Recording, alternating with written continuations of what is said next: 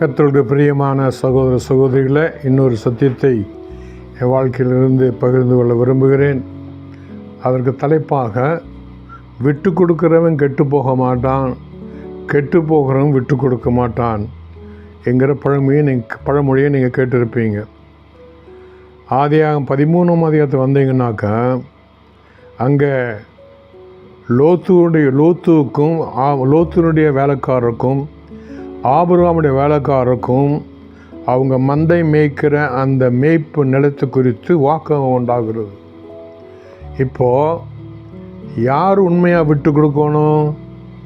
லோத்து வயதில் சின்னது, ஆபிரகாம் விட வயதில் சிறியவர், ஆபிரகாம் வயதில் மூத்தவர். லோத்து மகனாகிறார், ஆபிரகாம் சித்தப்பாகிறார். மகன்தான் சித்தப்பா விட்டு கொடுக்கணும்.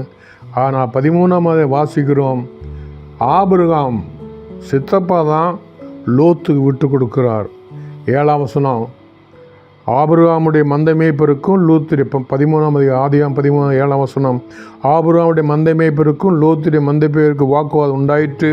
அக்காலத்தில் கானானியர் பெர்சியர் அதை குடியிருந்தார்கள். ஆபிரகாம் லோத்தை நோக்கி, எனக்கும் உனக்கும் என் மேய்ப்பருக்கும் உன் மேய்ப்பருக்கும் வாக்குவாதம் வேண்டாம், நாம் சகோதரர். பாருங்கள், எவ்வளவு உயர்வான அற்புதமான ஆவிக்குரிய மனுஷனுடைய லட்சணங்கள், அற்புதமான உயர்வான லட்சணம். ஆபிரகாம் வயது முதிர்வராக இருந்தும் உரிமையுள்ளவராக இருந்தும் லோத்துக்கு நல்ல நிலத்தை விட்டு கொடுக்கிறார்.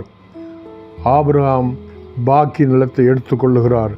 அப்படி செய்ததுனால அதே அதிகாரத்தில் அடுத்த வசனம் இப்படி சொல்லுகிறது, ஆபிரகாம் விட்டு கொடுத்த விளைவாக ஆண்டவர் ஆபிரகாமை சந்திக்கிறார், ஆசீர்வதிக்கிறார்.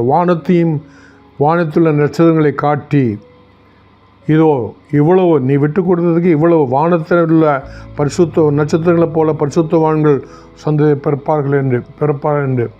அதே போல் என் வாழ்க்கையில் வசதி, பணம், செல்வாக்கு விட்டு கொடுத்த போது, இப்போது பல வருஷங்கள் கழித்து அந்த ஆபிரகாமுக்கு செய்தது போல எல்லா விதத்திலும் கர்த்தர் தம்முடைய நாமம் மகிமைப்படும்படியாக எனக்கு செய்து கொண்டிருக்கிறார்.